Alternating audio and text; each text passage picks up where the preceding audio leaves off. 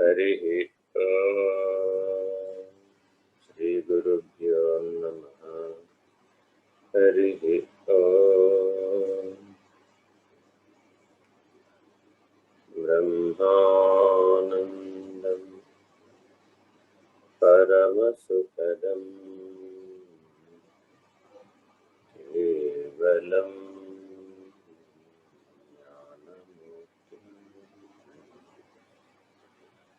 द्वन्द्वातीतं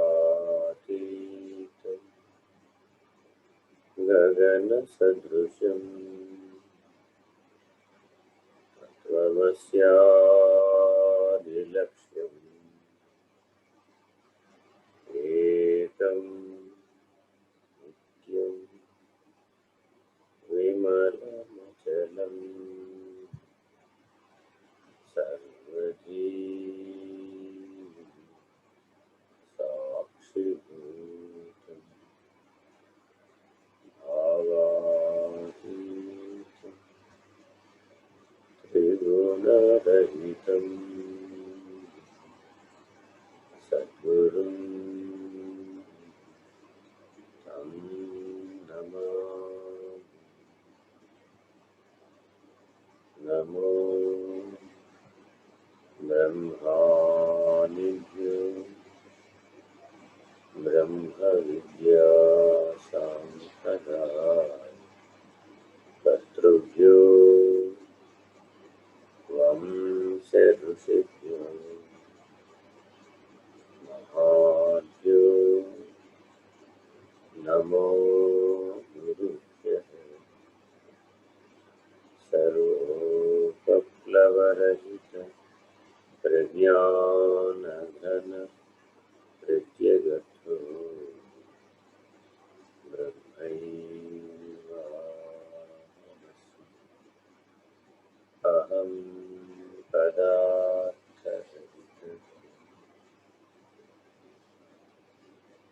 सदाशिवसमारम्भां व्यासशङ्करमध्यमाम् अस्मदाचार्यपर्यन्ताम् वन्दे गुरुपरम्पराम्। हरिः ओम् श्रीगुरुभ्यो नमः। हरिः ओम् नारायण नारायण। సాయిరామ్ అండి గురుగారు.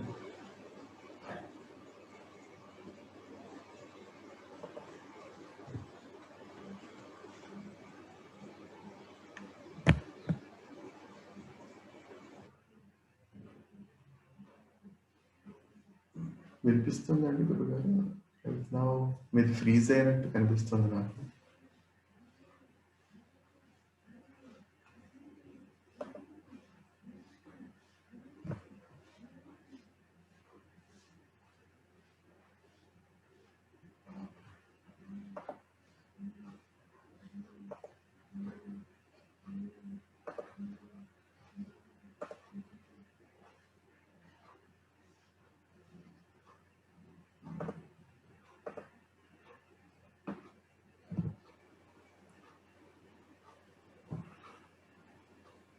సాయిరామ్ అండి గురుగారు.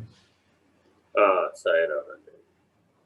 34వ శ్లోకం కంటిన్యూ చేస్తున్నామండి. నిర్గుణో నిష్క్రియో నిత్యో నిర్వికల్పో నిరంజనః నిర్వికారో నిరాకారః నిత్యముక్తోస్మి నిర్మలః.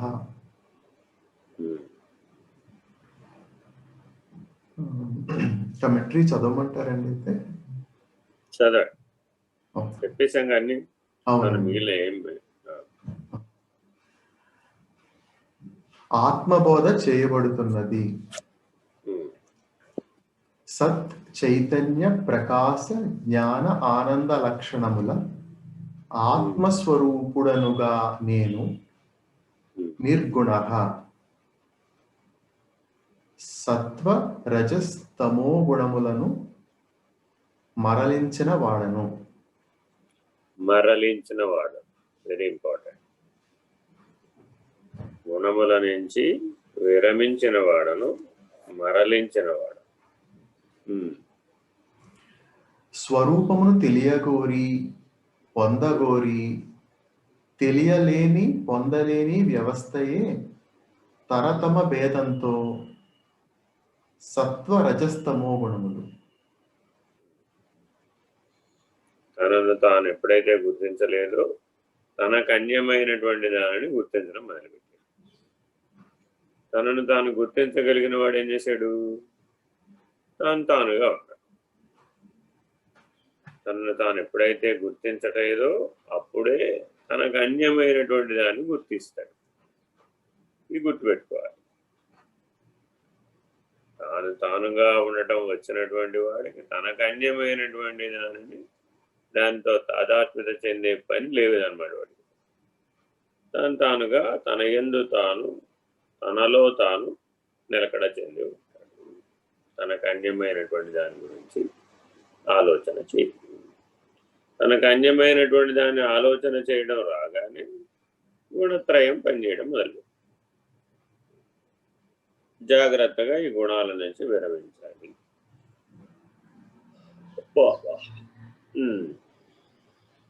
స్వరూపంలో నిలిచిన నాకు తెలియలేని పొందలేని వ్యవస్థ లేదు, గుణములు లేవు.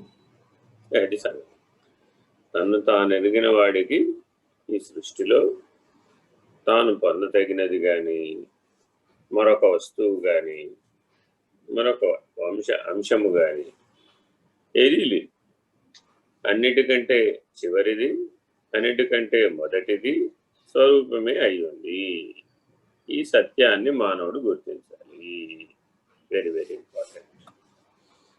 మానవ జీవితంలో మానవుడు పొందదగినటువంటి మొట్టమొదటిది, చివరిది, ఉత్కృష్టమైనది స్వరూపం మాత్రమే. మిగిలినటువంటివన్నీ కూడా అన్యమైనటువంటివి. ఈ సత్యాన్ని మనం ఏదైతే ప్రాధాన్యత ఇచ్చినటువంటి అంశాలు ఉంటాయి జీవితం మొత్తం మీద, ప్రతి ఒక్కరూ సాధకులందరూ, జ్ఞాన మార్గ సాధకులందరూ డైరీలో రాసుకోవాలి. ఓ డైరీ రాయాలి. ఏమిటది? నాకు అత్యంత ప్రధానమైనటువంటివి ఏమిటి? ఏవో వస్తాయి. కోహినూరు వజ్రం, లేకపోతే మయూర సింహాసనం, లేదంటే ఇంకేవో ఈఫిల్ టవరు, లేదంటే తాజ్మహల్, లేదంటే పీసా టవరు, ఇలా ఏవో వస్తాయి. అత్యంత ప్రధానమైనవి ఏమిటి అంటే ఇలా ఏవో రాసుకుంటారు. ప్రతివాడు రాసుకోవాలన్నమాట. ఇవన్నీ ఏదో ఒక రోజుకి స్ట్రైక్ ఆఫ్ చేసేయాలన్నమాట. ఇవన్నీ అప్రధానం, అప్రధానం, అప్రధానం. మా ఆయన నాకు ప్రధానం, మా ఆవిడ నాకు ప్రధానం, మా పిల్లలు నాకు ప్రధానం, లేకపోతే మా కుటుంబం నాకు ప్రధానం, లేకపోతే మా ఇల్లు నాకు అత్యంత ప్రధానం, ఇల్లు లేకపోతే నేను లేను కాబట్టి. ఇలా ఏవో రకరకాలు ఆ ప్రాధాన్యతలు మన జీవితంలో ఏవేవి ప్రధానమని అనుకుంటున్నామో ఆ ప్రాధాన్యతలన్నీ జాగ్రత్తగా ఒక డైరీలో రాయాలన్నమాట. మీరు ఆత్మనిష్ఠులు అయ్యారు అని చెప్పడానికి ఈ డైరీ మీకు ఉపమానంగా పనికొస్తుంది. మీలో మార్పు వచ్చింది, పరిణామం వచ్చింది అని తెలియాలి అంటే ఆ డైరీ చూస్తే తెలిసిపోతుంది.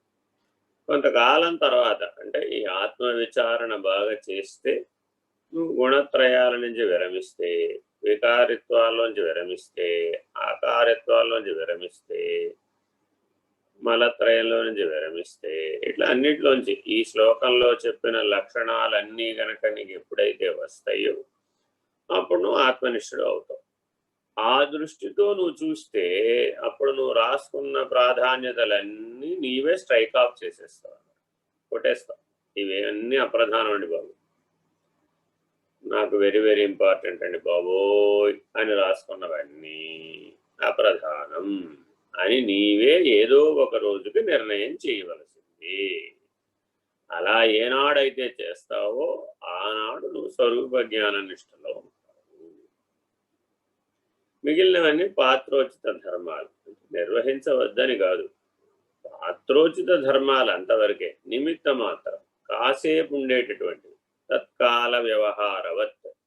ఏమండి, తల్లిదండ్రిని పోషించాలా వద్దా? తప్పక పోషించాలి నాయన. ఏమండి, మా కుటుంబాన్ని పోషించాలా వద్దా? తప్పక పోషించాలి నాయన. ధర్మాన్ని ఆచరించాలా వద్దా? తప్పక ఆచరించాలి నాయన. సదాచారాన్ని పాటించాలా వద్దా? తప్పక పాటించాలి నాయన. ఏమండి, భూమండలం తిరగాలా వద్దా? తప్పక తిరగాలి నాయన. సూర్యుడు ప్రకాశించాలా వద్దా? తప్పక ప్రకాశించాలి నాయన. మరి ఇవన్నీ తప్పక చేయాలన్నారు, ఉన్నారన్నారు, కానీ స్వరూపజ్ఞానం అదే ఇది అది ఎలా కుదురుతుందండి? అలా కుదరటమే ఆత్మజ్ఞానం. ఆత్మజ్ఞానం అంటే ఏమిటయ్యా అంటే 32 పళ్ళ మధ్యలో నాలిక ఎలా అయితే పళ్ళ కింద పడకుండా జాగ్రత్తగా మాట్లాడుతుందో అలా నువ్వు కూడా ఉండటం నేర్చుకోవాలి. నాలిక కొన్న తెలివితేటలు నీకు లేకపోతే ఎలాగా? ఎన్నిసార్లు ఎన్ని రకాల పాటలు పాడినా, మాటలు మాట్లాడినా నాలిక పొరపాటున కూడా పళ్ళ కింద పడటం లేదు కదా. మరి నాలిక ఎంత తెలివితేటలు కలిగి ఉంది? నాలిక కొన్నంత తెలివితేటలు నీకు లేకపోతే ఎలాగా? ఏ పని చేస్తున్నా ఆ పని కింద నలిగిపోతున్నాను, ఆ కర్తవ్యం కింద నలిగిపోతున్నాను, ఆ కర్తగా నలిగిపోతున్నాను అంటున్నావు కదా. ఆ కర్తగా, నేను కర్తగా ఉన్నానన్న భావం దేనివల్ల వచ్చింది? గుణం వల్ల వచ్చింది. అంతకుమించి వేరే గుణాన్ని గనక జాగ్రత్తగా విరమించి సాక్షిగా గనక నొచ్చేస్తే నిర్గుణోహం నిష్క్రియోహం. రెండో మెట్టు నిష్క్రియోహం. గుణం నుంచి గనక నువ్వు విరమించి గుణాతీతుడుగా గనక నువ్వు ఉన్నట్లయితే వెంటనే నీలో వచ్చే పరిణామం నేను కర్తను కాదు, అతడ కర్త, నాహం కర్త హరే కర్త. నిష్క్రియోహం. జాగ్రత్తగా ఈ పరిణామాన్ని మానవులందరూ జ్ఞానయోగంతో సాధించాలి. ఏమండి, నిర్గుణం అవ్వడానికి నన్ను ఏం చేయమంటారు? 1,00,000 బెల్వార్చన చేయమంటారా? చేయనైనా ఎవరు చేస్తున్నారు? కానీ ఏం రావాలి ఫలితం? నేను నిర్గుణుడను, నిర్వికారుడను, నిరాకారుడను, నిష్క్రియుడను, నిర్మలుడను, నిరంజనుడను. ఈ ఫలితాలు రావాలి. ఈ భావం స్థిరం అవ్వాలి. కనీసం భావంలో అయినా స్థిరం అవ్వాలి కనీసం. వాస్తవానికి ఇవి భావాలు కావు, ఆ భావానికి సాక్షి. చాలామంది నిర్గుణాన్ని భావంగా భావించే వాళ్ళు కూడా ఉన్నారండి. ఈ భావంగా భావిస్తే కాసేపే ఉంటాడు. అంటే అర్థం ఏంటంటే ధ్యానం చేయడానికి అలవాటు ఉన్నవాడు ఉంటారు. ధ్యాన కాలంలో కొంతమందికి అంతా కరిగిపోయినట్లు, తాను కూడా లయమైపోయినట్లుగా తోస్తూ ఉంటుంది. తన ఆకార వికారాదులు నామరూపాదులు లయమైపోయినట్టుగా, లీనమైపోయినట్టుగా ధ్యాన స్థితి యందు గాఢ నిద్రావస్థ వలె తోస్తుంది. వలె, నిద్ర కాదు. ఇలా తోచినప్పటికీ ఎంతసేపు ఉంటుంది ఇది? కాసేపు. ఈ షడ్విధ సమాధి నిర్ణయంలో ఇలా తోస్తుంది, కానీ ఎంతసేపు ఉంటుంది? కాసేపు.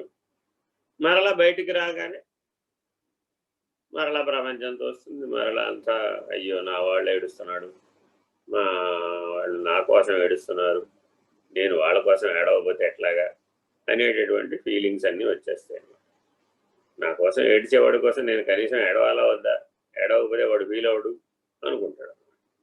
ఇలా రకరకాలు ఇవన్నీ గొడవలన్నీ ఇలా వచ్చేస్తాయి. ఎందుకని అంటే ఇది తాత్కాలికమైనటువంటి భావం కాబట్టి. అందువల్ల కైవల్య మార్గమైనటువంటి అచల సిద్ధాంతంలో వాళ్ళు ఏం చెప్తారంటే ఈ షడ్విధ సమాధి నిర్ణయం అంతా మనసే కదయ్యా, ఎరుకే కదయ్యా, అంతకుమించి ఏముంది? దాంట్లో అంత విశేషం ఏం లేదు పొమ్మంటారు. యోగ మార్గంలో షడ్విధ సమాధి నిర్ణయం పొందడం చాలా అవసరం, చాలా ప్రధానం, చాలా ఉత్కృష్టం. చూడండి, అంటే పిహెచ్డికి వెళ్ళినప్పుడు ఇంటర్మీడియట్లోను డిగ్రీలోను చదువుకున్నటువంటి విషయాలు సబ్జెక్టు చిన్నదైపోతుంది. అప్పుడేమన్నా బాగా పెద్దది నేర్చుకున్నాడా అంటే విశాల భావంతో చూడడం, విశాల భావంతో నేర్చుకోవడం వచ్చింది, విశాల భావంతో గమనించడం వచ్చింది. Very very important. ఆ రకమైనటువంటి విశాలమైనటువంటి సర్వవ్యాపకమైనటువంటి స్థితి జ్ఞానంతో పొందడం ద్వారా పిహెచ్డి చదువుకున్న ప్రొఫెసర్ గారు డిగ్రీకి పాఠం బోధించడానికి పనికొస్తున్నారు. ఆ వ్యాపక ధర్మం, ఆ సర్వవ్యాపక లక్షణం జ్ఞానం ద్వారా పరిణామం రాకపోతే ఆయన కూడా డిగ్రీ స్టూడెంట్ లాగానే పరిమితంగా ఆలోచించడం. ఇప్పుడు ఆయన ఏం చేయాలంటే డిగ్రీ చెప్పడానికి పనికిరాడు వాడు, కిందకి పట్టరావాలి, 5వ క్లాస్ పాఠం చెప్పడానికి పనికొస్తాడు, ప్రాథమిక విద్య బోధించడానికి పనికొస్తాడు. మనం చూడండి, డిగ్రీ చదువుకున్న వాళ్ళని ప్రాథమిక విద్యకి పెట్టుకుంటాం, ఇంటర్మీడియట్కి పెట్టుకుంటాం, పీజీ చదువుకున్న వాళ్ళని డిగ్రీకి పెట్టుకుంటాం, ప్రొఫెసర్లు చదువుకున్న వాళ్ళని కూడా డిగ్రీకి పీజీకి పెట్టుకుంటాం. ఇట్లా ఎందుకు పెడుతున్నామంటే పైన పెట్టు చదివిన వాడిని కింద పెట్టుకి అంటే ఆ రకమైనటువంటి వ్యాపక ధర్మంతో వాడికి బోధిస్తాడు. కాబట్టి సర్వవ్యాపక లక్షణం ఎప్పుడు గురువుకు ఉండాలి. శిష్యుడు కూడా అటువంటి సర్వవ్యాపక ధర్మంతో బోధించాలి, నేర్చుకోవాలి. పఠనము పాఠనము ఈ రెండు సదాచారంలో భాగం. జాగ్రత్తగా ఏ పనులైనా చేయవయ్యా నువ్వు, ఆదాన ప్రదానములు కానీ, పఠన పాఠనములు కానీ, లేదా నిధిధ్యాసనములు కానీ, సమాధినిష్ట కానీ, ఏది చెయ్యక ఊరకుండటం కానీ, నీలో ఏ లక్షణాలు స్థిరంగా ఉండాలయ్యా? నిర్గుణోహం, నిష్క్రియోహం, నిరంజనోహం, నిర్వికల్పోహం, నిరామయం, నిర్మలం. ఈ నకార శబ్దంతో బోధించబడేటటువంటి ఏ లక్షణాలు ఉన్నాయో అవి నీలో స్థిరంగా ఉండాలి, సహజంగా ఉండాలి. చాలా చాలా ఇంపార్టెంట్. స్థిరంగా ఉండాలి, సహజంగా ఉండాలి. ఈ స్థిరత్వము సహజత్వమే నీకు ఆత్మనిష్టని, బ్రహ్మనిష్టని, పరబ్రహ్మ నిర్ణయాన్ని, పరాత్పరమనే నిర్ణయాన్ని కూడా అందిస్తుంది. ఎందుకని? నిత్య సర్వగత స్థాణు అచలోయం సనాతన. స్థాణు అంటే కదలనిది, స్థిరమైనది. ఆ స్థిరమైనది నీకు తెలియబడితేనే అచలోయం సనాతన, లేకపోతే కుదరదు. ఈ అచలోయం సనాతన అనేక చోట్ల ఇలాంటి అన్వయం కనబడుతుంది. జాగ్రత్తగా దాన్ని అర్థం చేసుకుని స్థిరంగా సహజంగా ఉండాలి. చదవండి. నిష్క్రియ కరణం క్రియా, చేయుట క్రియ. క్రియకు కారకములుంటాయి. ఎవరిని గురించి, దేనితో, దేని కొరకు, దేని వలన, దేని యందు, ఇంకా ఎందుకు, ఎప్పుడు, ఎవరు చేయవలే అన్న ప్రశ్నలకు సమాధానం కోర్చగా క్రియ జరుగుతుంది. WH క్వశ్చన్స్ అని విచారణలో ఓ పద్ధతి ఉంది. దేని గురించి అయినా ఎంక్వైరీ చేయాలనుకోండి, దానికి WH క్వశ్చన్లు అన్నీ వేయాలట. వాట్, వెన్, వై, వేరు, ఇవన్నీ WH క్వశ్చన్లు అంటారనమాట. ఈ ప్రశ్నలన్నీ వేస్తే విచారణ చేసినట్టు, ఎంక్వైరీ చేసినట్టు, నాట్ ఇంక్వైరీ. ఎంక్వైరీ వేరు, ఇంక్వైరీ వేరు. ఎంక్వైరీ అంటే బయటికి చేసే ఎంక్వైరీ, ఎక్కడ జరుగుతుంది, ఎలా జరుగుతుంది, ఏం చేయమంటారు, అలా అలా ఏతో నడుస్తుంది అనమాట. అంతా కూడా ఎవరన్నారు, ఎప్పుడు అన్నారు, ఎందుకన్నారు, అంతా ఏ అనే అక్షరంతో నడుస్తుంది కదా. అలాగే అక్కడ కూడా WH, ఇంగ్లీష్లో అడిగితే WH క్వశ్చన్స్ అంటారు. వీటన్నింటినీ కూడా ఎంక్వైరీకి పద్ధతి అనమాట.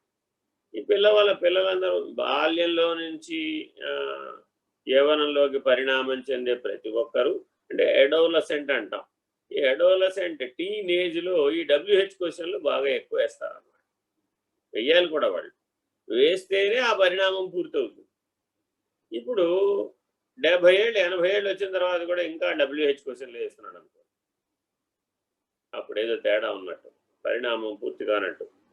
అంటే ఏజ్ ఈజ్ జస్ట్ నెంబర్ అండి.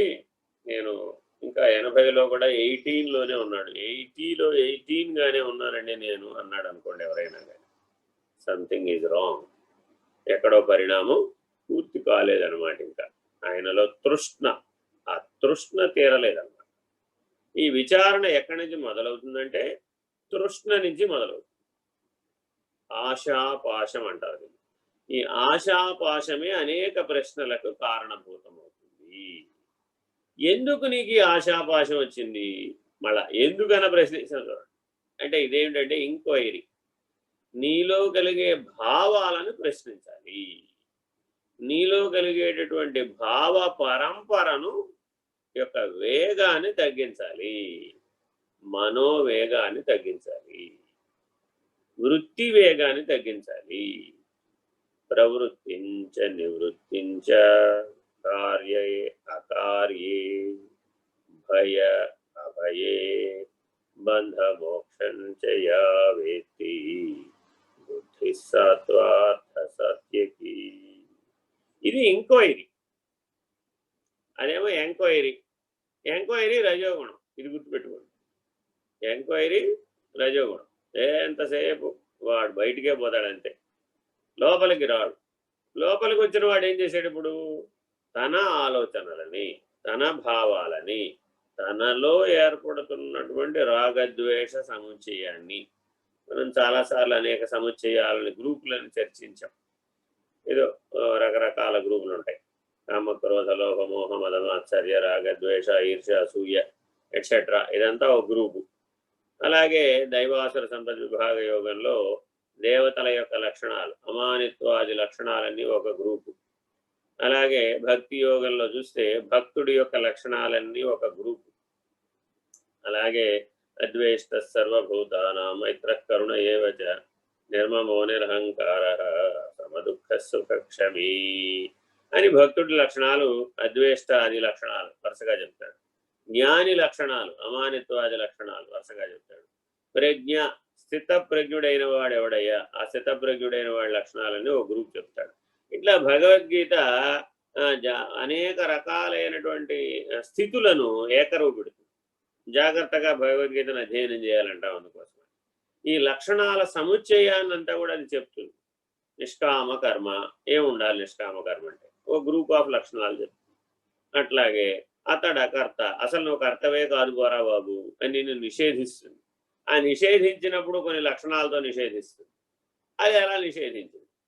భగవద్గీత చదివే వాళ్ళందరూ ఇట్లా గుర్తుపట్టడం నేర్చుకోవాలి.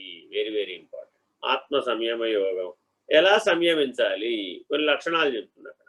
సమదుఃఖ సుఖక్షమి, సుఖ దుఃఖాల యందు నువ్వు సాక్షిగా ఉండాలి. ఇలా కొన్ని అంశాలు చెప్తూ ఉంటాం. సరే, ఏదేమైనప్పటికీ వాటిని అధ్యయనం చేసి వాటి నిజ జీవితంలో తన మీద తాను అప్లై చేయాలి. ఎదుటి వాడి మీద చేయకూడదు.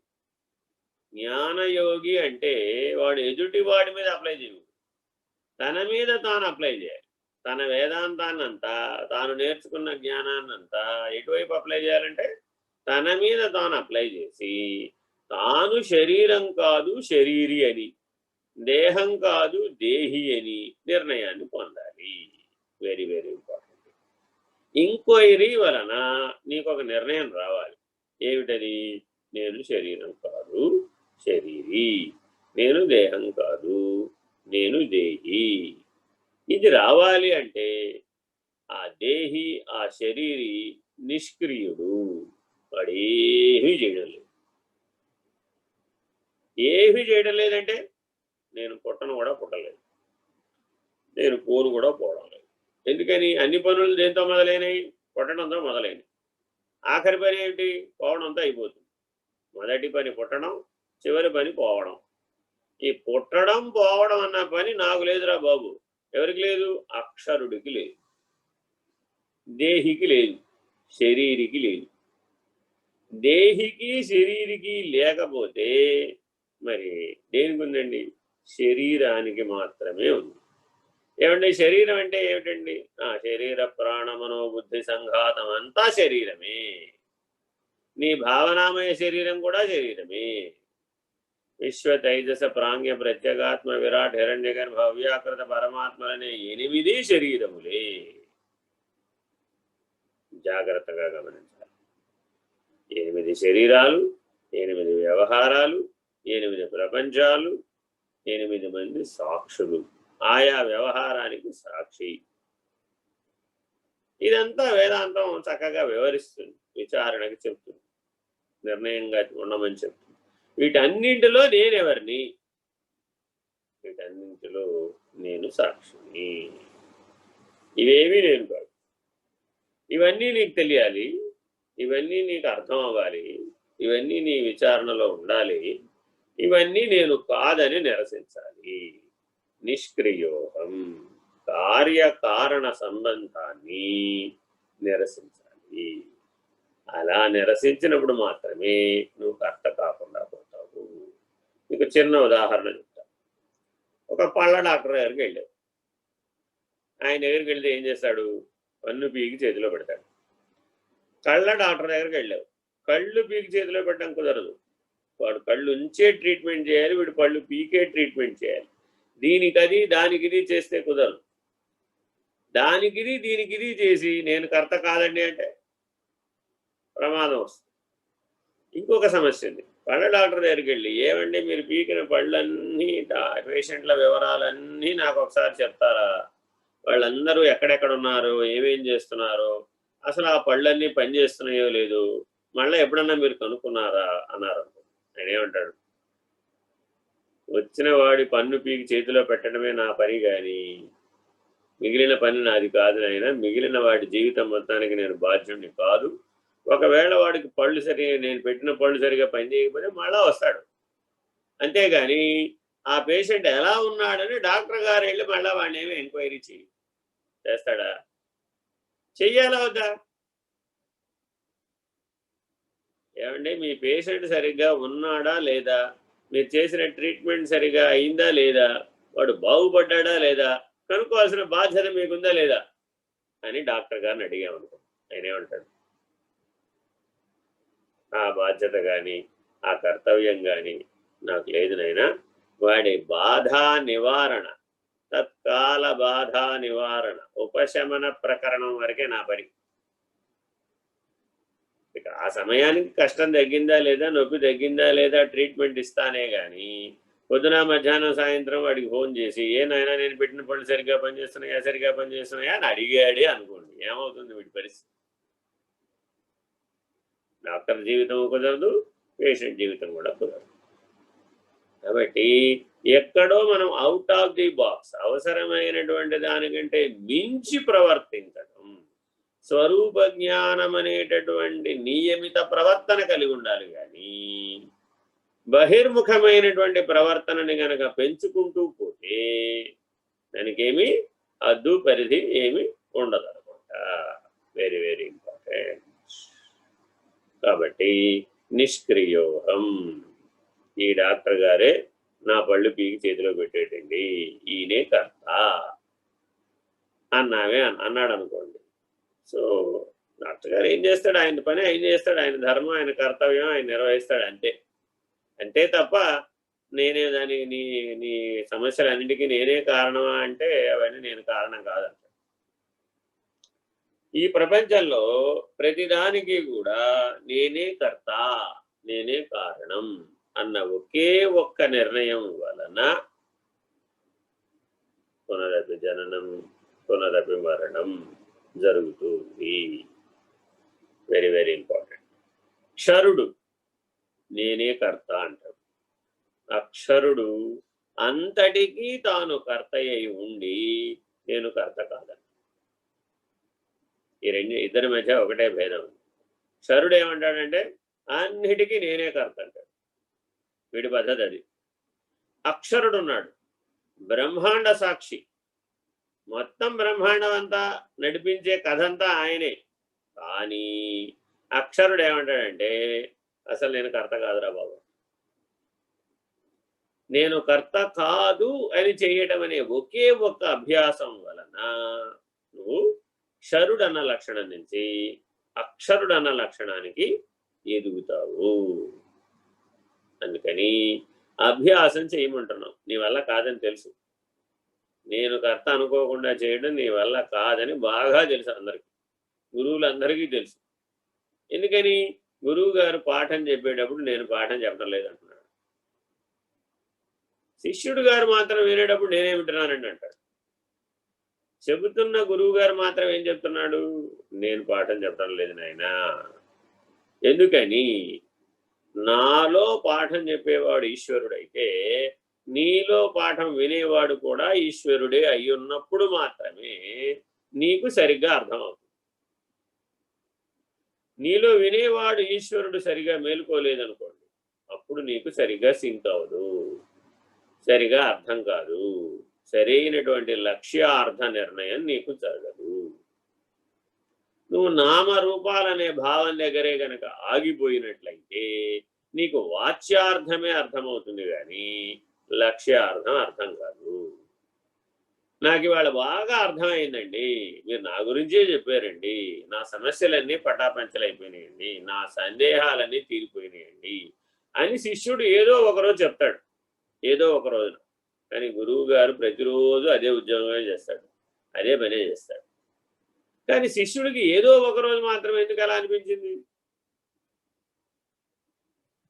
ఆ రోజున తన నామరూపాలను పక్కకు పెట్టి ఈశ్వరీయమైన స్థితిలో విన్నాడు.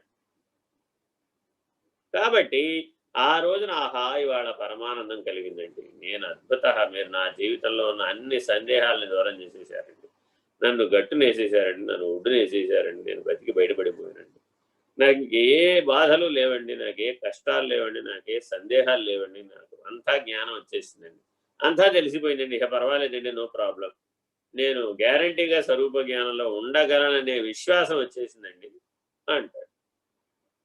ఇప్పుడు అది ఎక్కడి నుంచి వచ్చింది? లోపల నుంచి వచ్చిందా, బయట నుంచి వచ్చిందా? అంతర్యామి. గురువులోను బోధించేవాడు ఆ అక్షరుడే, శిష్యుడిలోనూ వినేవాడు ఈ అక్షరుడే. Very very important. వీళ్ళిద్దరూ ఒకే వేవ్ లెంగ్త్లో, ఒకే వైబ్రేషన్లో, ఒకే ప్లేన్లో ఎప్పుడైతే ఉంటారో అప్పుడు ఇద్దరి మధ్య జ్ఞాన వినిమయం, జ్ఞానం అనేది ఇచ్చి పుచ్చుకోవడం జరుగుతుంది. మిగిలినటువంటి సమయాలలో ఇతరత్ర బాహిర్ముఖమైన అంశాలు కూడా చోటు చేసుకుంటాయి అన్నమాట. జాగ్రత్తగా గమనించాలి. Very very important. మరి నిష్క్రియుడైనా కాదా ఇప్పుడు అక్షరుడు? నిష్క్రియుడే. తన జీవిత కాలమంతా గురువు గారు పాఠం చెప్తూనే ఉంటాడు. నేను వేరే ఉద్యోగులు మా శ్రీమతి గారు అంటూ ఉంటాడు, ఓ 30 ఏళ్ళ నుంచి చెబుతూనే ఉన్నాం, ఎవడు బాగుపడ్డాడో నాకైతే అర్థం కాదు. మరి మన ఉద్యోగం ఈశ్వరుడు ఈ జన్మకు అలాంటి ఉద్యోగం ఇచ్చాడు, ఎప్పుడు చెబుతూ ఉండే ఉద్యోగమే ఇచ్చాడు. మరి ఆ ఉద్యోగం చెయ్యాలా వద్దా? చెయ్యాలి. మరి ఎవరి కోసం చేస్తావు? ఈశ్వరుడు ఇచ్చిన ఉద్యోగం అది, నువ్వు ఎంపిక చేసుకున్న ఉద్యోగం కాదు కదా. నువ్వు ఎంపిక చేసుకున్న ఉద్యోగం అయితే నేను చేయను, అని రిటైర్ అయిపోవచ్చు. ఈ ఉద్యోగంలోంచి రిటైర్ అవ్వాలంటే ఈశ్వరుడు పర్మిషన్ కావాలి. అందుకని దైవీ ప్రణాళికలో ప్రాప్తించినటువంటి వాటిని మనం కాదనటానికి మన దగ్గర ఏమీ అవకాశం ఉండదు. Very very important. ఏమిటండి ఈ దైవీ ప్రణాళిక? నిన్ను నిష్క్రియుడని నిరూపించడమే దైవీ ప్రణాళిక. ఇది గుర్తుపెట్టుకోవాలి. నీ చేత చాలా పనులు జరపబడినట్లుగా, చేయబడినట్లుగా కనబడతాయి. నీ ద్వారా జరపబడినట్లుగా, నీ ద్వారా చేయబడినట్లుగా కొన్ని పనులు ఈ శరీరం ద్వారా నిర్వహించబడినట్లు కనబడతాయి. Very very important. మా అమ్మాయి పెళ్లి నేను చేశానండి, చాలా తప్పు, శుద్ధ తప్పు. 0 మార్కులకి 0.5 మార్కులు వేసింది. ఎందుకని? మీ అమ్మాయి పెళ్లి చేయడం నీ పని కాదు. That's not your job. అది కర్తవ్యం. ఏమండి, నా కర్తవ్యమే కదండి, ఎవరు కాదన్నారు, కర్తవ్యమే. తల్లి తండ్రి అనేటటువంటి పాత్రకి కర్తవ్యం, ఆత్మస్వరూపానికి అయిపోయింది. కర్తవ్యం పెట్టడం కుదరదు అక్కడ. అందుకని కన్యాదానం చేసేటప్పుడు ఆయన కొన్ని మంత్రాలు చెప్తాడు. నేనే దానం చేస్తున్నాను, నేను ఎక్కడ ఫీల్ అయిపోతాడో అని. నాయనా, నువ్వు దానం చేయట్లేదు నాయనా. ఏనాడో సముద్ర గర్భంలో క్షీరసాగర మథనం చేసినప్పుడు లక్ష్మీదేవి పుట్టింది. ఆ పుట్టిన లక్ష్మీదేవిని సముద్రుడు విష్ణుమూర్తికి ఇచ్చాడు. నువ్వు కేవలం ఆ సముద్రుడికి రిప్రజెంటేటివ్. ఇదిగో మీ అమ్మాయి ఉందే, ఈ అమ్మాయి ఆ లక్ష్మీదేవికి రిప్రజెంటేటివ్.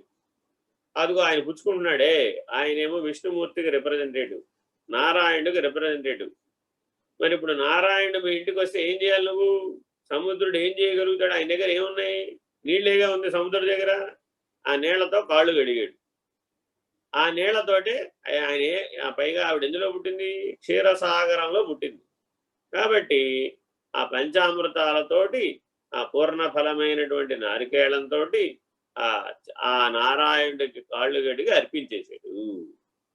మీరందరూ కేవలం ఆనాటి లక్ష్మీనారాయణ వివాహానికి ప్రతినిధులు. మీ అమ్మాయి వివాహం చేయటంలా నువ్వు లక్ష్మీదేవి యొక్క వివాహం చేస్తున్నావు.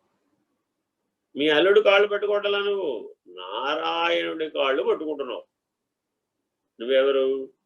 సముద్రుడు అని కన్యాదాన సందర్భంగా ఆ పిల్ల తల్లిదండ్రులు ఇద్దరి చేత చెప్పిస్తారు. లక్ష్మీనారాయణ సావధాన సులగ్నే సావధాన అని సావధాన సావధాన అని ముహూర్త కాలానికి అందరినీ సావధానులై వినండి, సావధానులై ఆ ధ్యానంలో ఉండండి, ఆ స్మరణలో ఉండండి, ఆ నిర్ణయంలో ఉండండి అని అందరినీ మేల్కొలుపుతారు. ఎందుకని? ఈ వచ్చిన వాళ్ళందరూ కేజీలు అక్షింతలు వాళ్ళ మీద వేయాలా వద్దా? వేసిన వాళ్ళందరూ ఏమనుకుంటున్నారు? మేమే అక్షింతలు వేయాలి కదండి. చూడండి, నిష్క్రియోహం. నువ్వేయటమే. అక్కడ ఉన్నది ఎవరు? లక్ష్మీనారాయణుడు. లక్ష్మీనారాయణుల్ని ఆశీర్వదించగలిగే స్థాయిలో నువ్వు ఉండాలంటే నువ్వు ఎక్కడ ఉండాలండి? నువ్వే నిర్ణయంలో ఉండాలి. ఆ నిర్ణయంలో ఉండి వాళ్ళని ఆశీర్వదించమంటున్నాడు. ఇప్పుడు వాళ్ళు ఆశీర్వదించారంటారా? కర్తవ్యం ఉందా? కర్తగా ఉన్నాడా? ముందు అటు తల్లిదండ్రి ఇటు తల్లిదండ్రి రెండునైనా ప్రోటోకాల్లో అన్నారు. ఇప్పుడు అక్కడ ఉన్నది ఎవరు? లక్ష్మీనారాయణ. మరి ఆశీర్వదించగలిగే శక్తి వీళ్ళకుందా? వీళ్ళు కర్తలేనా? నిష్క్రియోహం. చూడండి, సదాచారములన్నింటిలో కూడా అంత నిష్క్రియోహం. మన సంస్కృతిలో చెప్పబడినటువంటి కర్మకాండ అంతా కూడా నిష్క్రియోహం. నేను కర్తను కాదు, నాహం కర్త అని నిరూపిస్తూ ఉంటుంది షోడశ సంస్కారాలు అన్నింటిలో కూడా. ఇంకో ఉదాహరణ చెప్తాను. పిల్లవాడిని కన్నదేవుడు పాపం నానా కష్టాలు పడి సిజేరియన్ చేయించుకుని పొట్టకోయించుకుని మరి ఇబ్బందులు పడి సిజేరియన్ ఆపరేషన్ ద్వారా పిల్లవాడిని కన్నది. బాబా ఇంత కష్టపడి కన్నది కదా, ఈ పిల్లవాడికి పేరు పెట్టే బాధ్యత తల్లి గారిదే అన్నారా? అనలేదు. ఇప్పుడు తల్లి పిల్లవాడిని పట్టుకుని వచ్చి నామకరణం పీటల మీద కూర్చోగానే వాళ్ళ తాతగారిని పిలుస్తారు. అటు తాతగారు అయితే బతుకుంటే అటు తాతగారు ఇటు తాతగారు బతుకు ఎవరో ఒకరు మెటర్నలో ఎవరైనా తాతగారు బ్రతికుంటే లేదు అమ్మమ్మ గారో నాయనమ్మ గారో బ్రతికుంటే వాళ్ళని పిలుస్తారు. ఏమండి ఈ వంశాంకురానికి ఏం పేరు పెడతారు అని వాళ్ళని అడుగుతారు. కన్నదెవరు? ఈ తల్లి. ఈవిడిని అడగరు. పోనీ కారణం ఎవరు? ఆ తండ్రి. వాడిని అడగరు. వీళ్ళిద్దరిని అడగరు. వీళ్ళకు కారణమైన వాళ్ళని అడుగుతారు. ఎందుకని? నిష్క్రియోహం. నువ్వు కనలేదు నాయనా. సూటిగా చెప్తున్నాడు నామకరణంలోని. నువ్వు కనలేదు, నువ్వు నిమిత్త కారణం. మనం ఈ కారణం అన్న అంశాన్ని గురించి బాగా చర్చించాం. నిమిత్త కారణం, ఉపాదాన కారణం, సర్వకారణం, ఇవన్నీ విశదంగా చర్చించాం. కాబట్టి ఎక్కడెక్కడైతే నేను కర్త అన్న భావన నీలో బలంగా ఉంటుందో, ఎక్కడెక్కడైతే నేను ప్రధానం అన్న భావన నీలో బలంగా వస్తుందో, అప్పుడు వెంటనే నువ్వు నిష్క్రియుడవు అన్నటువంటి నిర్ణయాన్ని పొందు. చదవండి. ఎవరిని గురించి, దేనితో, దేని కొరకు, దేని వలన, దేని యందు, ఇంకా ఎందుకు, ఎప్పుడు, ఎవరు చేయవలెను అన్న ప్రశ్నలకు సమాధానం కూర్చగా క్రియ జరుగుతుంది. అది చూసారా, ఇప్పుడు మనం అన్ని విచారణ చేసాం. ఈ ఘట్టాలలో అన్ని ఈ ప్రశ్నలన్నీ వేసాం. వేస్తే నీ నీ అని సమాధానం వచ్చింది అనుకోండి, అయిపోయింది. పునరపి జననం పునరపి మరణం పునరపి జనని జఠరే శయనం ఇహ సంసారే బహుదుస్తారే కృపయాపారే పాహిమురారే. ఎప్పటికైనా సరే నువ్వు పాహిమురారే అనాల్సిందే, తప్పదు. శరణాగతులు అవ్వవలసిందే. నేను కర్త కాదని తెలుసుకోవాల్సింది. ఏమంటే శరణాగతి వల్ల నీకేమవుతుందండి? నేను కర్త కాదని తెలుసు. నేపాల్లో పశుపతినాథుడి దగ్గర ఒక గొప్ప విశేషం ఉంది. మనం అన్ని పూజా సంభారాలన్నీ పట్టుకెళ్తాం లోపలికి. పట్టుకెళ్తే వాళ్ళు పూచిక పుల్ల కూడా తీసుకోరు.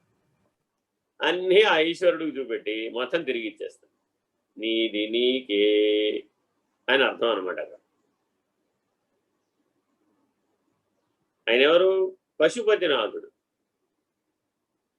ఈ ప్రపంచంలో ఆ పశుపతినాథుడి యొక్క విశేషమైన మోక్ష క్షేత్రం అండి. కాఠ్మండు, నేపాల్ అనేటటువంటి ఆ క్షేత్రం ముక్తిధామం. అక్కడ ఈ రకమైనటువంటి ఆచార సాంప్రదాయం ఉండదు. నువ్వెంత గొప్ప సంభారమైనా పట్టుకెళ్ళి, చాలా పెద్ద పెద్ద వాళ్ళు వస్తారు, పెద్ద పెద్ద సంభారాలు పట్టుకొస్తారు, ఏమీ తీసుకోరు. అన్నీ ఈశ్వరుడికి అర్పించి మొత్తం తిరిగి ఇచ్చేస్తావు. అన్నీ నువ్వే మళ్ళా పుచ్చుకుని వెళ్ళిపోతావు.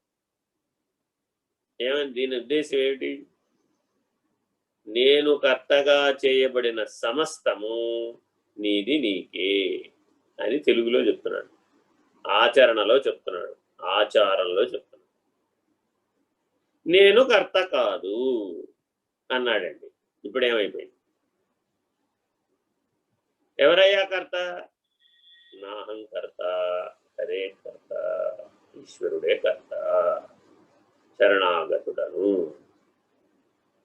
జాగ్రత్తగా ఈ WH క్వశ్చన్లు అన్నిటికీ ఏ, ఎందుకు, ఎవరు, ఎలా, ఏమిటి, ఎక్కడ, ఇవన్నిటికీ ప్రశ్నలు ఏం రావాలట? నిష్క్రియోహం నాహంకర్త. చదువు. ఈ ప్రశ్నలేవి ఉనికికి ఉండవు. ఉనికి ఆత్మ అంటే ఉనికి, జీవుడు అంటే వ్యవహారం, వ్యవహారంతో తాదాత్మ్యం చెందినవాడు. ఏమండి ఇంతకీ మీరు డాక్టరా యాక్టరా అని అడిగామనుకోండి ఎవరిని, నేను డాక్టర్ని కాదు, యాక్టర్ని కాదు. హాస్పిటల్లో కూర్చుని వైద్యం చేస్తున్నప్పుడు మాత్రమే డాక్టర్, అంతే కదా. తల్లి గర్భంలో కూడా వాడు డాక్టరేనా? ఎలా అవుతాడు? Not possible. గాఢ నిద్రావస్థలో కూడా వాడు డాక్టరేనా? Not possible. ఆలోచించి చూడండి. కాబట్టి ఈ పాత్రోచిత ధర్మముల యందు నేనే అన్నటువంటి ప్రాధాన్యత, తాదాత్మ్యత కలిగిన వాడెవడో వాడు జీవుడు. తన స్వరూప జ్ఞానమైన ఆత్మనిష్ట యందు, ఉనికి యందు నిష్ట కలిగిన వాడెవడో వాడు ఆత్మనిష్ఠుడు. చదవండి. ఈ ప్రశ్నలకు సమాధానం కూర్చకపోయినా ఆశించక ఉనికి ఉంటుంది. అంతే, వీటితో దానికి ఏం పని లేదు. ఊరకు ఉండటమే దాని పని, సాక్షిగా ఉండటమే దాని పని. అనాత్మములు ఉన్నవి అనుట ఉనికి కాదు. ఎందుకంటే అవి అశాశ్వతములు. వాటి దేశకాలాదులు కూడా అశాశ్వతములు. క్రియాకారకములు మొదలగు వాటిని ఆశించక శాశ్వతంగా ఉన్న ఉనికి స్వరూపం నేను. అంటే చైతన్యం, జ్ఞానం, ప్రకాశం, ఆనందం, సత్. నేను సత్స్వరూపుడననే ఉనికి ఒక్కటి మాత్రమే స్వరూప జ్ఞానం, మిగిలినవన్నీ వ్యవహార భేదం. కాబట్టి ఏ వ్యవహార భేదము నాకు లేదు. చదవండి. అందుకే నిష్క్రియుడను. ఇంతకీ రుద్రాక్షమాలలు వేసుకోవాలా వద్దా? ఇంతకీ స్ఫటికమాలలు వేసుకోవాలా వద్దా? ఇంతకీ ఇంట్లో దక్షిణావృత శంఖం పెట్టి పూజించాలా వద్దా? ఇంతకీ స్ఫటికలింగం తెచ్చుకోవాలా, మరకత లింగం తెచ్చుకోవాలా? నవరత్నాలు ధరించాలా వద్దా? చూడండి మానవుడికి ఎన్ని ప్రశ్నలు. ఇంతకీ బంగారంతో చేయమంటారా తాళిబొట్టు, లేదంటే వజ్రాలు అయితే బెటరా? ఎన్ని ప్రశ్నలు, ఎన్ని ప్రాధాన్యతలో. వీటన్నిటికీ ఆన్సర్ ఒకటే, ఏం చెప్పారు? నేను సత్స్వరూపుడను, నేను చైతన్య స్వరూపుడను, నేను జ్ఞాన స్వరూపుడను, నేను ప్రకాశ స్వరూపుడను, నేను ఆనంద స్వరూపుడను అన్న సమాధానం నీ లోపల నుంచి రావాలి. వెరీ వెరీ నీ లోపల నుంచి రావాలి. ఆ ధ్యాసలో ఉండాలి, ఆ సమాధి నిష్ఠలో ఉండాలి. నిరంతరాయంగా నీకు ఎప్పుడు ఆన్సర్లు, నీ గురించి ప్రశ్నలు వస్తే నేను ఉమాశంకర్ని, నేను విద్యాసాగర్ని అంటే లాభం లాగట. ఇక్కడ ఏం రావాలి? ఆన్సర్లు ఎప్పుడు కూడా నీ లోపల, నీ హృదయం లోపల, నీ అంతరంగం లోపల, నీ అంతర్యామి లోపల, నీ సాక్షిగా నువ్వెప్పుడు ఈ సమాధానాలతోనే సంతృప్తి పడి ఉండాలి. Very very important. సంతృప్తి దేనికి పరిమితించాలి? ఇప్పుడు నేను సత్స్వరూపుడను, నేను చైతన్య స్వరూపుడను, నేను జ్ఞాన స్వరూపుడను, నేను ప్రకాశ స్వరూపుడను, నేను ఆనంద స్వరూపుడను అన్నటువంటి 5 లక్షణాలకు సంతృప్తి చెందటం అలవాటు చేసుకోవాలి. ఇది అభ్యాసం. ఈ అభ్యాసానికి నిత్యానిత్య వస్తు వివేకం ఉండాలన్నమాట. అది లేకపోతే రాదు. ఏది నిత్యం, ఏది అనిత్యం అనేది బాగా తెలుసుకోవాలి. ఏమండి దుబాయ్ నుంచి వస్తున్నాను, మీకేం తెమ్మంటారు అని ఒక ఆయన అడిగారు అనుకో, ఏం తెస్తాడు? నేను సత్స్వరూపుడను, నేను జ్ఞాన స్వరూపుడను, నేను ప్రకాశ స్వరూపుడను, నేను ఆనంద స్వరూపుడను. ఏం అక్కర్లేదండి. నేను అమెరికా నుంచి వస్తున్నాను సార్, రేపు వచ్చేస్తున్నాను, ఏం తెమ్మంటారు? ఏం కావాలి నాకు? నిత్య సంతృప్తుడను, నిత్య ముక్తుడను. ఎందుకని? ఏమైనా కావాలి అని తోచాలి అంటే నువ్వేమై ఉండాలి? నీ స్వరూప జ్ఞానం కంటే వేరే ఉంటేనే ఏమైనా కావాలని తోస్తుంది, లేకపోతే తోచ. Very very important. నిష్క్రియోహం. చదవండి. నిత్యః యత్కించిత్ జగత్ దృశ్యతే శ్రూయతేపి వా తదవిత్యం. యత్కించిత్ జగత్ శ్రూయతేపి వా దృశ్యతేపి వా ఇది అనిత్యం. ఇది అనిత్యం. కనబడుతున్నది, వినబడుతున్నది, తెలియబడుతున్నది నాకంటే వేరై, నాకంటే వేరై యత్కించిత్ కొంచెమైనను, ఏదైనా సరే కనబడుతున్నది, ఏదైనా సరే వినపడుతున్నది, ఏదైనా సరే తెలియబడుతున్నది అంటూ ఒకటంటూ ఉంటే అదంతయు అనిత్యమే. As simple as it. చూడండి, నిత్యానిత్య వస్తు వివేకాన్ని సులభ సూత్రంగా ఇందులో అందించారన్నమాట. ఏమంటే నాకు అనిత్యం అంటే ఎడ తెలియాలండి? ఏం అక్కర్లేదు నాయన, ఓ ప్రమాణం పెట్టుకో. బంగారానికి గీట్రాయి ఎలాగో ఇది కూడా అంతే. నీకంటే వేరుగా ఏదైతే కనబడుతుందో, ఏదైతే వినబడుతుందో, ఏదైతే తెలియబడుతుందో అదంతయు అనిత్యమే. As simple as. మీ ఇల్లు మారుతున్నారనుకోండి, సాధారణంగా ఇల్లు మారేటప్పుడు ఏం చేస్తాం?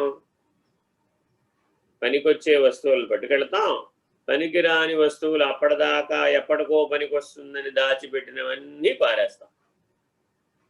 సగం విరిగినటువంటి బొమ్మలు, సగం ఎక్కడి నుంచో తెస్తాడు పాపం కష్టపడి. వచ్చేటప్పుడు దుబాయ్ ఎయిర్పోర్ట్లో బొమ్మ కొంటాడు, ఇంటికి వెళ్ళి వాళ్ళ అమ్మాయికో అబ్బాయికో ఇద్దామని. సరే ప్రయాణంలో తీసుకొచ్చిన తర్వాత ఒక కాలు విరిగింది అది. ఇప్పుడు ఏం చేయాలి? మళ్ళా ఆ బొమ్మ కావాలంటే దుబాయ్ వెళ్ళాలి కాబట్టి ఇప్పుడు అర్జెంటుగా వెళ్ళలేడు కాబట్టి ఆ బొమ్మకు ఆ కాలు అతికిచ్చి జాగ్రత్తగా ఎరాల్డైట్ పెట్టి అతికిచ్చి జాగ్రత్తగా పడిపోకుండా ఓ మూల పెడతాడు. ఎవరన్నా వస్తే చెప్తుంటాడు, ఇదిగో ఈ బొమ్మ నేను దుబాయ్ ఎయిర్పోర్ట్లో కొన్నానంటే. సరే, ఓకే. ఇల్లు మారుతున్నాడు. ఇప్పుడు ఇల్లు మారేటప్పుడు ఏమైంది? మళ్ళా ఆ వస్తువులు సర్దేటప్పుడు ఆ కాలు మళ్ళా విరిగిపోయింది. ఈ బొమ్మ కాలు ఎప్పుడు చూసినా విరిగిపోతుంది, ఎన్నిసార్లు అంటించినా ఈ బొమ్మ పారేరా బాబు అన్నాడు. దాని ఎడల విరక్తి వైరాగ్యం వచ్చింది. కాసేపు తత్కాలవత్ వచ్చి పారేశాడు. ఇక వాళ్ళ ఆవిడ అప్పుడు గుర్తు చేసింది, ఏమండి ఇది మీరు దుబాయ్ నుంచి తెచ్చారు కదండి, పారేస్తే ఎలాగండి? ఆ కాలు మళ్ళీ అతికిద్దామండి అని. ఎన్నిసార్లు అతికించినా విరిగిపోతూనే ఉంది. ఈసారి మళ్ళీ వెళ్ళినప్పుడు తెస్తాలే, పడేసేయి అన్న. భవిష్యత్ ప్రణాళిక ఏర్పడిందా? పడలేదా? పడిపోయింది. ఎక్కడ పడింది?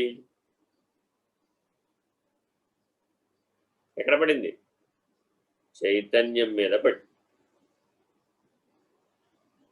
నువ్వు అనేవి, కనేవి, వినేవి, తెలుసుకునేవి, తెలియబడేవి సమస్తము చైతన్యం మీద ముద్రించబడుతోంది.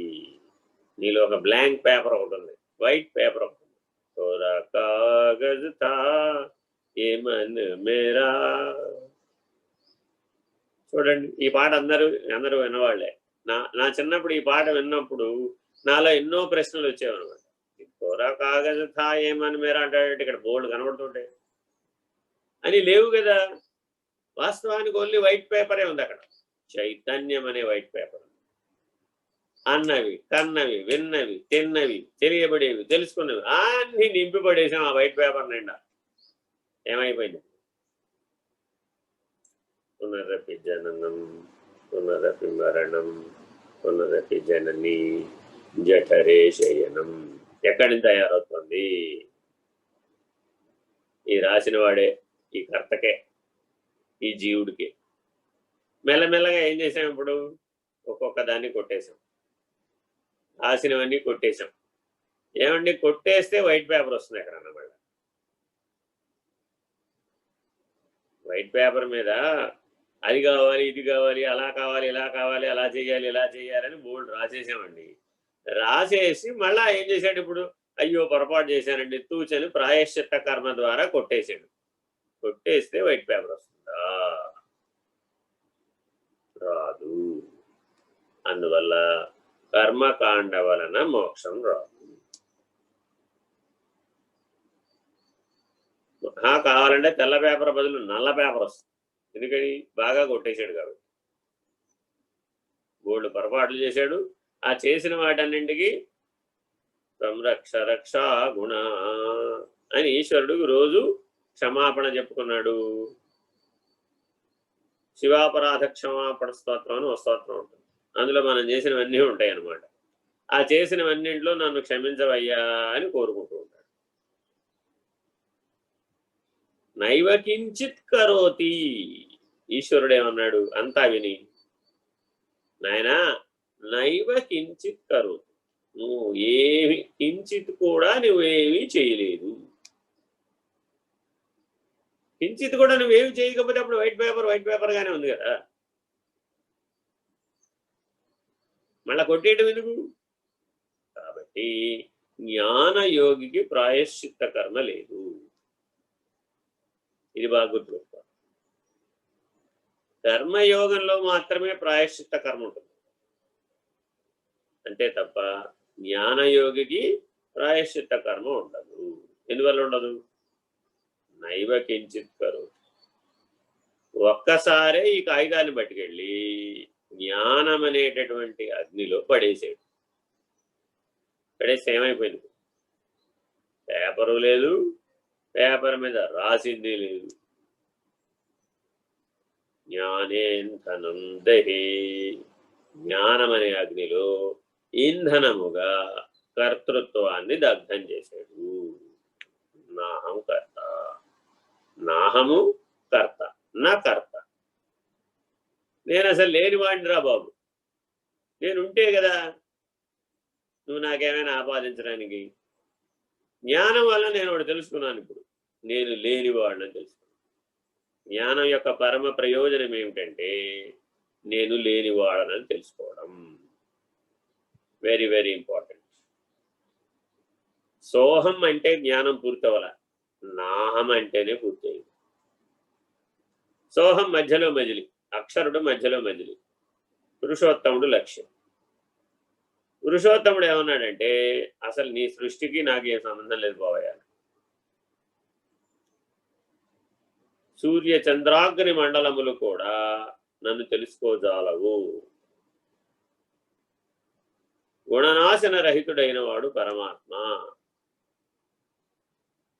వాడికి ఏ గుణం లేదు, నాశనం కూడా లేదు. జాగ్రత్తగా ఈ పురుషోత్తమ నిర్ణయాన్ని గనక ఎవరైతే ఆశ్రయించి నాహం అన్న నిర్ణయానికి చేరతారో వాళ్ళు పూర్ణ జ్ఞానం, పూర్ణ బోధ, ఈ నిర్ణయాన్ని పొందిన వాళ్ళు అవుతారు. జాగ్రత్తగా గమనించి ఈ నిష్క్రియ అన్నటువంటి లక్షణాన్ని నాహం వరకు నిలుపుకోవాలి. ఎక్కడి వరకు నిలుపుకోవాలి? నాహం వరకు నిలుపుకోవాలి. సోహం దగ్గర ఆగిపోకూడదు ఈ నిష్క్రియ అన్నది. ఎందుకని? ఈ బ్రహ్మాండాన్ని నేనే చేశాను, నా సంకల్పం వలననే ఈ బ్రహ్మాండం ఉత్పన్నమైంది. దివ్యాహం, అన్నీ నాకు తెలుసు, అంతా నాకు తెలుసు, అన్నీ నేను చేయగలను. దివ్యాహం. జ్ఞానంలో కూడా ఒక అహం వచ్చేస్తుంది, దాని పేరు దివ్యాహం. అక్కడ కూడా మళ్ళీ ఏమైపోయింది? మళ్ళా కొర కాగజ్ స్థాయి మన మేర ఉండదు. అక్కడ కూడా ఏమైపోయింది? సంకల్పాలు వచ్చి చేరిపోతాయి. సంకల్పమే బంధము, నిస్సంకల్పమే ముక్తి. Very very important. ఎప్పుడెప్పుడు సంకల్పం కలిగినప్పుడల్లా మళ్ళీ నీకు ఈ సూత్రం స్ఫురణకు రావాలి. సంకల్పమే బంధము, నిస్సంకల్పమే ముక్తి. ఏమీ వద్దు, ఊరక ఉండుము. నాహం. ఇదే మానవ జీవిత లక్ష్యం. కోహంతో మొదలైంది, నాహంతో పూర్తయిపోతుంది. కోహం, సోహం, నాహం అనే పరతత్వ నిర్ణయం, పరాత్పర నిర్ణయం వెరీ వెరీ ఇంపార్టెంట్, చాలా ప్రధానమైనది. ఏమండి నీ కోహినూరు వజ్రం కావాలా, మయూర సింహాసనం కావాలా? నాకేం వద్దు నాయనా. ఏమండి నీకు అమెరికా ప్రెసిడెంట్షిప్ కావాలా, ఇండియా ప్రెసిడెంట్షిప్ కావాలా? అసలు వద్దు బాబు. ఏమండి నీకేమైనా బ్రహ్మాండం రాసిచ్చేయమంటావా? పోనీ భూమండలం అంతా రాసిచ్చేయమంటావా? బ్రహ్మాండ అధిష్టానంగా నేను పెట్టమంటావా? ఈ 800 కోట్ల మంది మానవులు నీ మాట వినేటట్లుగా చేయమంటావా? ఒక్కడు నా మాట వింటేనే నాకింత ప్రమాదం వచ్చింది. 800 కోట్ల మంది నా మాట వింటే ఏమైపోతా నేను? చాలా ప్రమాదం వస్తుంది అని ఎప్పటికప్పుడు తనను తాను తెలుసుకోవాలి, తనను తాను పోగొట్టుకోవాలి. ఉనికి మాత్రమే, ఉనికి కూడా లేదు. సోహం అంటే అర్థం ఏంటంటే ఉనికిగా ఉండుట. నాహం ఉనికిగా కూడా లేనివాడు. ఈ 2 నిర్ణయాలు మాత్రమే జ్ఞానయోగ లక్ష్యమై ఉన్నది. హరి ఓం. శ్రీ గురుభ్యో నమః. హరి ఓం. పూర్ణమద పూర్ణమిదం